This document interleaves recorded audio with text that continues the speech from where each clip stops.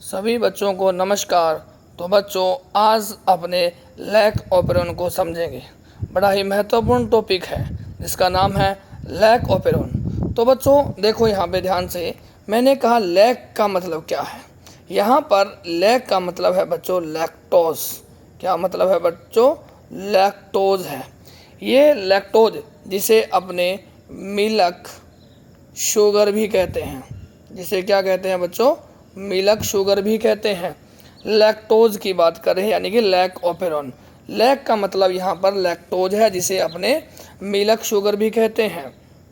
ठीक है, ये एक डाइसैकेराइड है। क्या है बच्चों? डाइसैकेराइड है। डाइसैकेराइड है। ठीक है, यानी कि जब आप लैक्टोज को तोड़ोगे, लैक्टोज जब टूटेगा तो ये गलैक्टोज एंड ग्लूकोज में टूटेगा। इसका मतलब हो गया कि ये लैक्टोज है, ये एक डाइसैकेराइड है। क्या है बच्चों? डाइसैकेराइड है, क्योंकि इसके दो मोनोमर है जिसका नाम गलैक्टोज और ग्लूकोज है। ठीक है, अब देखो ये जो कॉन्सेप्ट है लैक ऑपेरॉन का, ये दिया था दो साइंटिस्ट जिनका नाम जैकब एंड मोनार्ड। क्या नाम है बच्चों? Jacob and Monod. दो साइंटिस्ट हैं जिन्होंने ई कोलाई पर ये कॉन्सेप्ट दिया था। किस पर दिया था? ई कोलाई पर।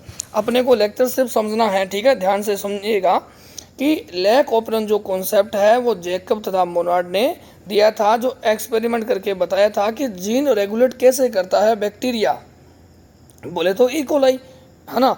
तो ये कैसे कंट्रोल करता है जीन का, रेगुलेशन कहूँ या कंट्रोल कहूँ, बात एक ही है। ये बात जैकब और मोनार्ड ने सुझाया था। ठीक है, अब लैक्टोज क्या है बैक्टीरिया में, यानी कि ये ई कोलाई है, ये उसके अंदर एनर्जी सोर्स का काम करता है। किसका काम करता है बच्चों? एनर्जी सोर्स का काम करता है। और साथ ही साथ ये इंड्यूसर का भी काम करता है। किसका काम करता है बच्चों? इंड्यूसर का भी काम करता है।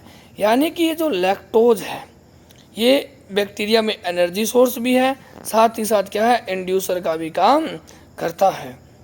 एनसीईआरटी लिखती है कि ये लैक्टोज है, इसकी प्रेजेंस में बैक्टीरिया में बीटा गलैक्टोसाइडेज एंजाइम बनता है। क्या बनता है? बीटा ग्लाइकोसाइडेज एंजाइम बनता है। अगर लैक्टोज नहीं होगा तो ये जो बीटा गलैक्टोसाइडेज एंजाइम है ये बनेगा ही नहीं। और क्योंकि बैक्टीरिया में एनर्जी देता है लैक्टोज, तो एनर्जी सोर्स हो गया। साथ ही साथ ये जब जीन को रेगुलेट करता है तो उसमें एक्ट एज ए इंड्यूसर भी काम करता है। ठीक है, अब देखो एक कॉन्सेप्ट जो एनसीईआरटी में डायग्राम दिया गया है, वहाँ पे लिखा गया है बच्चों PIPO, पीपो जया। क्या लिखा है? पीपो जया, ऐसे लिखा गया है ना, पीपो जया, इस प्रकार से लिखा गया। अब देखो बच्चों, यहाँ पर इन PIPO का क्या मतलब है, सुनिएगा ध्यान से। ये दोनों P है, ये मैं लिखा P2, इसका मतलब दोनों P, एक P तो ये, एक P है। इनका क्या मतलब है? P फॉर प्रमोटर, ठीक है, प्रमोटर है। और प्रमोटर से RNA पॉलीमरेज आके जुड़ेगा। RNA पॉलीमरेज एंजाइम है ना, जिसके नाम के पीछे एज आ जाए वो एंजाइम होता है। ये RNA पॉलीमरेज एंजाइम इस प्रमोटर से आकर बाइंड होगा। ठीक है, आई, यहाँ पर आई का मतलब इनहिबिटर है। इनहिबिटर है, या फिर मैं कह सकता हूँ रिप्रेशर है। क्या है बच्चों? रिप्रेशर है। या फिर एक नाम और बोल सकते हैं हिंदी में, संदमक है। क्या है बच्चों? संदमक भी कहते हैं। इंड्यूसर नहीं है यहाँ पर आई का मतलब। आई का मतलब यहाँ पर इनहिबिटर, रिप्रेसर, या फिर अपने क्या बोल सकते हैं? संदमक बोल सकते हैं। और जो ओ है, ये ओ फॉर ऑपरेटर है। क्या है बच्चों? ऑपरेटर है। ठीक है, ऑपरेटर। ये जो रिप्रेसर है ये इससे जुड़ेगा। ये जो रिप्रेसर है इससे क्या होगा बच्चों? बाइंड होगा। क्या होगा? बाइंड होगा। या फिर मैं लिख सकता हूँ कि अटैच होगा। किससे बच्चों? जो संदमक है, इनहिबिटर है, वो ऑपरेटर से आके जुड़ेगा ठीक है। अब जया, जेड वाई ए, इनका क्या मतलब? इन तीनों को एक टर्म में कहते हैं स्ट्रक्चरल जीन। क्या वो कहते हैं बच्चों? इन तीनों को कहते हैं स्ट्रक्चरल जीन। ये तीनों के तीनों क्या है? स्ट्रक्चरल जीन का पार्ट है। अब जेड क्या करेगा? Z beta galactosidase, beta galactosidase enzyme को फॉर्म करेगा। वाई का मतलब है यहाँ पर परमिएज, परमिएज ये भी एंजाइम है। ये लैक्टोज की परमिएबिलिटी को बढ़ाएगा। ये क्या करेगा? परमिएबिलिटी, परमिएबिलिटी को इंक्रीज करेगा। किसकी? लैक्टोज की, ताकि ये लैक्टोज इकोलाई के अंदर ज़्यादा से ज़्यादा आए। ठीक है। और ए का मतलब क्या है यहाँ पर? ट्रांस एसिटिलेज। क्या है? एसिटिलेज। ठीक है। यहाँ पर ए का मतलब क्या है? ट्रांस एसिटिलेज है। अगर आप भूल जाते हो वाई और ए में, तो ए फॉर ए हो जाएगा। ठीक है, ध्यान रखना थोड़ा सा। ट्रांस एसिटिलेज ये हो गया। एक बार वापस बोल देता हूँ। पी का मतलब क्या है? यहाँ पे प्रमोटर है, जहाँ पर आरएनए पॉलीमरेज आके जुड़ेगा। आई फॉर क्या है? Inhibitor, very very important. Repressor बोल सकते हैं। ये रिप्रेशर है ना। ये ऑपरेटर से जुड़ेगा। बोले तो ये एमआरएनए बनाएगा, आगे चलकर वो प्रोटीन बनेगी। वो जो प्रोटीन है वो ऑपरेटर से जुड़ जाएगा। ठीक है। जेड क्या करेगा? बीटा ग्लाइकोसाइडेज को बनाएगा। वाई परमिएज एंजाइम को बनाएगा, जो लैक्टोज की परमिएबिलिटी को इंक्रीज करेगा। ए ट्रांस एसिटिलेज एंजाइम को बनाएगा। ठीक है, आगे चलिएगा। अब अपने देखते हैं कैसे काम करता है। ठीक है, जो एनसीईआरटी ने 2 डायग्राम देके समझाया गया है वो समझते हैं। अब देखो बच्चों, इस प्रकार से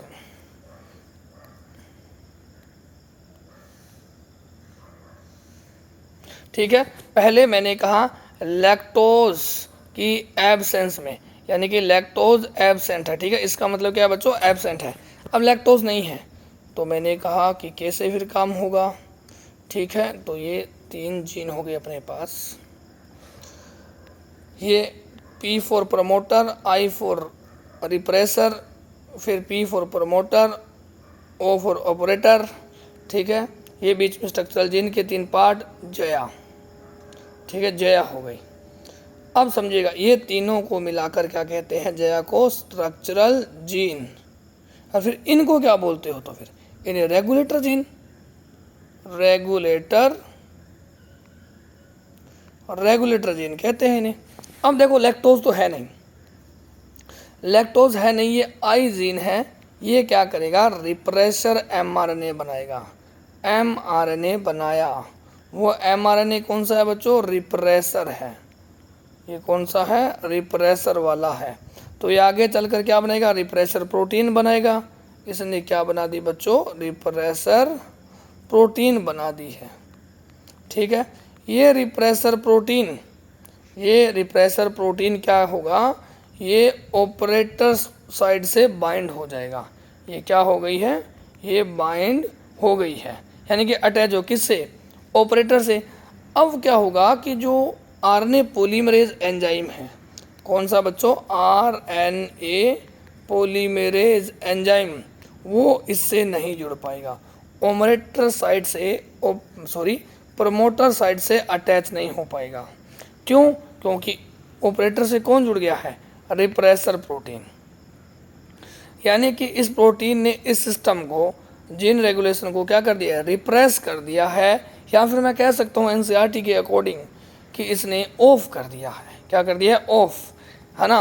और एनसीईआरटी ने इसी के लिए बोला है कि यहाँ पर बैक्टीरिया में नेगेटिव रेगुलेशन है। क्या है? रेगुलेशन है, नेगेटिव रेगुलेशन है, क्योंकि इसने इसको रिप्रेस कर दिया है। अब कंडीशन कौन सी थी अपने पास? लैक्टोज जब एब्सेंट है। अब बात करेंगे कि लैक्टोज जब प्रेजेंट है तब क्या होता है। लैक्टोज जब प्रेजेंट है तब क्या होता है, इसकी बात करेंगे।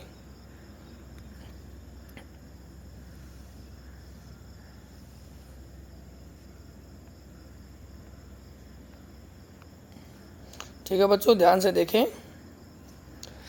अब लैक्टोज क्या है बच्चों, प्रेजेंट है, ठीक है। लैक्टोज की प्रेजेंस में देखते हैं, ये PIPOZYA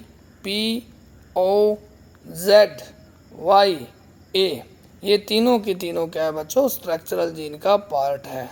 और पहले वाले चारों क्या हो जाएंगे, रेगुलेटर जीन हो जाएंगे। अब देखो बच्चों क्या होगा, ये आई जीन क्या बनाएगी, रिप्रेसर mRNA बनाएगा। और ये mRNA आगे क्या बनाएगा, रिप्रेसर प्रोटीन बनाएगा। क्या बनाएगा, रिप्रेसर प्रोटीन। अब लैक्टोज जो प्रेजेंट है, ये मैंने कहा कि यहाँ पे क्या है बच्चों, ये रिप्रेसर प्रोटीन है, ये लैक्टोज है।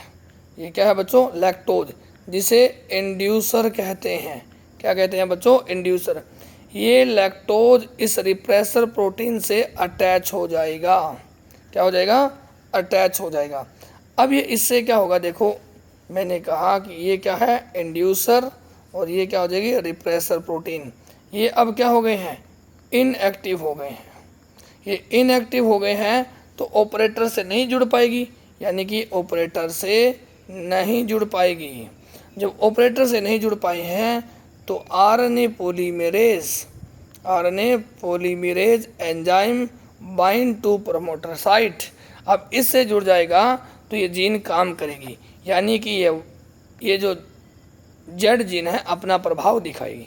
और ये क्या बना देगी, बीटा गैलेक्टोसाइडेज एंजाइम बनाएगी। जैसे फिर ये वाई क्या करेगी, परमिएज